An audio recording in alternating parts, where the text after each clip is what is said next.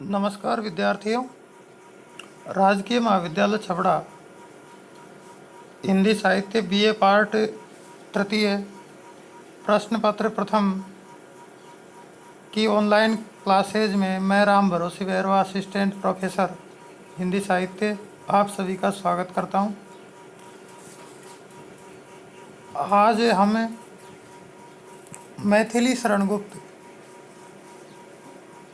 कवि जो हमारे पाठ्यक्रम में इनकी रचनाएं संकलित है उनके कवि परिचय के बारे में अध्ययन करेंगे, जानकारी प्राप्त करेंगे। मैथिली शरणगुप्त के बारे में हम छोटी क्लासों से ही कुछ इनकी कविताएं पढ़ते आ रहे हैं। गुप्त जी, जैसा कि आप जानते हैं,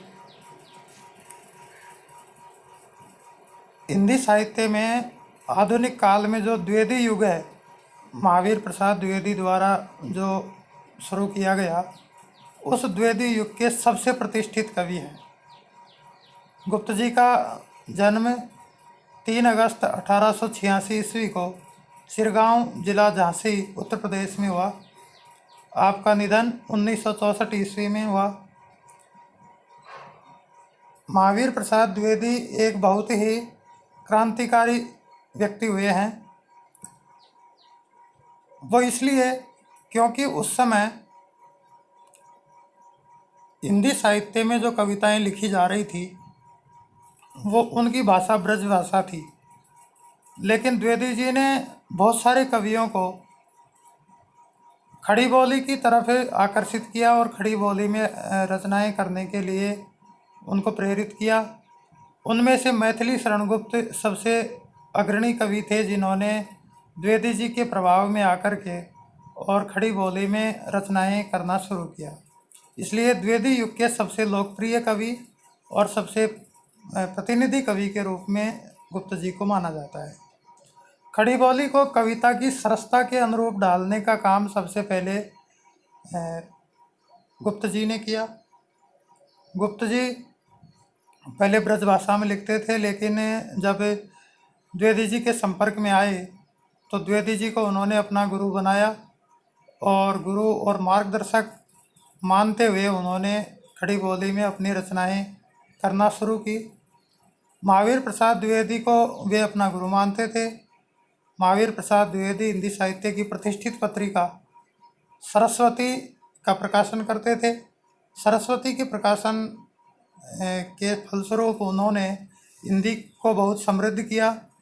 हिंदी में बहुत सारे कवि उन्होंने उत्पन्न किए और उनको खड़ी बोली की तरफ आकर्षित किया। गुप्त जी उनकी पत्रिका में नियमित रूप से लेखन किया करते थे। साहित्य जगत में मैथिली शरणगुप्त जी को दद्दा के नाम से प्रतिष्ठा प्राप्त है।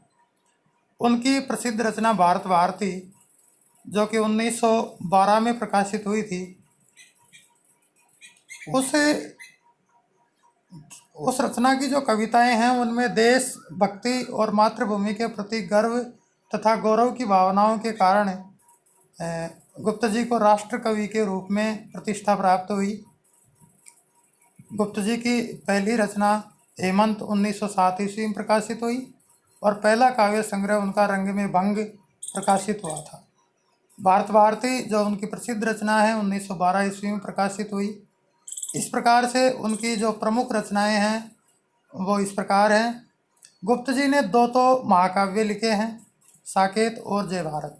इसके अलावा उनके 18 खंड काव्य माने जाते हैं, जिनमें प्रमुख हैं जयद्रथ वध, यशोधरा, भारत भारती, पंचवटी, द्वापर, सिद्धराज, नहुष, अंजलि और अर्घ्य, अर्जन और विसर्जन, काबा और करबला, किसान, कुणाल गीत, गुरुकुल, युद्ध, ओंकार, विष्णुप्रिया, उर्मिला, प्रदक्षिणा, भूमिभाग। इसके अलावा उन्होंने कुछ नाटकों की रचना भी की है, जिनमें है रंग में भंग, राजा प्रजा, वन वैभव, विकट भट्ट, वैतालिक शक्ति, शैरंद्री, इंडिवा और चंद्रहास। इस प्रकार से उनका जो काव्य रचना संसार है बहुत बड़ा है। आधुनिक काल के जो कवि हैं उनमें गुप्त जी ने जितनी रचनाएं की है उतनी बहुत कम कवि ऐसे हैं, रचनाकार ऐसे हैं जिन्होंने इतनी रचनाएं की है। गुप्त जी की जो काव्यगत विशेषताएं, उनके काव्य की विशेषताएं हैं, उनमें प्रमुख रूप से निम्न विशेषताएं पाई जाती है। उनकी सभी रचनाओं में मुख्य स्वर राष्ट्रीय चेतना और देश प्रेम का होता है। इसके साथ ही वो गांधीवादी और मानवतावादी आस्था उनकी है। गांधीवादी दर्शन और मानवतावादी दृष्टिकोण में वो अपना विश्वास रखते हैं। वैष्णव संस्कार उनको अपने कुल से ही प्राप्त हुए थे, इसलिए वैष्णव संस्कार उनकी काव्य रचनाओं में भी हमको दिखाई देते हैं। इसके अलावा जो गुप्त जी की बहुत प्रमुख विशेषता है वो है नारी स्वातंत्र्य एवं सम्मान की भावना। उन्होंने नारी स्वातंत्र्य और उनकी नारी के सम्मान के लिए बहुत सारे ग्रंथों की रचना की और प्राय अपने सभी काव्य ग्रंथों में उन्होंने नारी को सम्मान प्रदान किया है। साकेत जो उनका महाकाव्य है और प्रसिद्धि का आधार है, उसमें उन्होंने उर्मिला जो रामकथा में उपेक्षिता नारी है उसको आधार बना करके एक पूरा का पूरा सर्ग उन्होंने लिखा और उनको प्रतिष्ठा प्रदान की। इसके अलावा यशोधरा, विष्णुप्रिया, उर्मिला, ये भी उनकी ऐसी रचनाएं हैं जिसमें उन्होंने उपेक्षिता नारी को सम्मान देने के लिए काव्य रचना की है। समाजोन्मुखी काव्य चेतना उनके काव्य में हमको दिखाई देती है। इसके अलावा समन्वित काव्य शिल्प के बारे में अगर हम बात करें तो गुप्त जी ने वैसे तो छंदबद्ध रचनाएं की है, गीत भी उन्होंने लिखे हैं।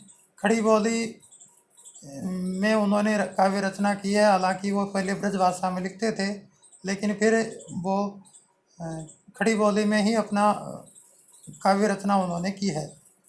खड़ी बोली में भी सपाट और बाजी के अलावा उन्होंने उसको सरसता प्रदान की है। साकेत उनका जो महाकाव्य है या यशोधरा, भारत भारती जैसे काव्य हैं, उनमें उनकी काव्य शिल्प देखा जा सकता है। इसके अलावा हरिगीतिका छंद उनको बहुत प्रिय है। हरिगीतिका का प्रयोग गुप्त जी ने बहुत ही अच्छी तरीके से अपने काव्य में किया है। इस प्रकार हम देखते हैं कि मैथिली शरण गुप्त, जिनको राष्ट्र कवि के नाम से भी जाना जाता है, द्विवेदी युग के सबसे प्रतिष्ठित कवि हैं। हमारे पाठ्यक्रम में उनकी दो रचनाएं संकलित हैं। एक उनका खंड काव्य है द्वापर जो खंड काव्य है उसका चौथा भाग विद्रता के नाम से है, और विद्रता जो काव्य का खंड है उसको हमारे पाठ्यक्रम में लिया है। विद्रता का मतलब होता है उपेक्षिता नारी या प्रताड़ित भी हम कह सकते हैं। उसको आधार बना करके उन्होंने नारी के सम्मान के लिए बताया है कि नारी केवल पुरुष की अधिकारिणी नहीं है, पुरुष का ही उस पर अधिकार नहीं है, वह स्वतंत्र है और हमेशा नारी ही गलत नहीं होती, पुरुष भी गलत हो सकता है। इसी को आधार बना करके उन्होंने एक भागवत से एक प्रकरण लेते हुए उन्होंने विद्रता नाम की नारी का नया चरित्र लिया और उसको आधार बना करके अपनी बात इस खंड में उन्होंने कही है, जिसका हम अध्ययन करेंगे। दूसरा उनका जो एक प्रसिद्ध खंड काव्य है यशोधरा। यशोधरा महात्मा बुद्ध की पत्नी थी। महात्मा बुद्ध जब उनके पुत्र राहुल और पत्नी को सोता हुआ छोड़ करके तपस्या के लिए चले गए, तो उस समय यशोधरा के मन पर क्या प्रभाव पड़ा, उसकी क्या भावनाएं रही होगी, इसको आधार बना करके गुप्त जी ने यशोधरा खंड काव्य की रचना की है। इसमें उन्होंने अपने आत्मसम्मान की रक्षा के लिए अपनी बात गुप्त जी ने बहुत ही अच्छी तरीके से कहते हुए नारी को सम्मान प्रदान किया है। यशोधरा से हमारे यहाँ दो गीत लिए हैं, उनका भी हम अध्ययन करेंगे।